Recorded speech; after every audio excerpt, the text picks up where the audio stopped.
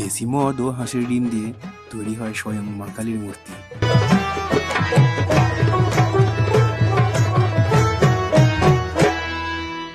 অবাক লাগছে শুনতে? হ্যাঁ, এটাই সত্য।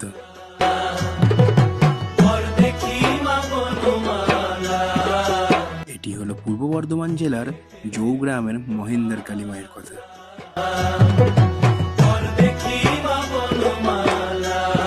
শোনা যায় একসময় গ্রামের ভয়ঙ্কর মহামারী থেকে রক্ষা পাওয়ার জন্য এই কালী মায়ের পুজো শুরু হয়েছিল।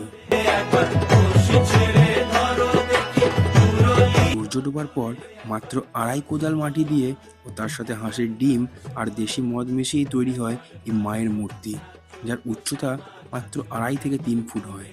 খোলা আকাশের নিচে দেবীর পুজো হয়। মাকে মাথায় করে নাচাতে নাচাতে নিয়ে আসা হয় তার শ্মশান বেদিতে। আর আপনারা কে কে এই মহেন্দ্র কালী মায়ের কথা জানতেন আমাদের কমেন্ট সেকশনে অবশ্যই জানাবেন।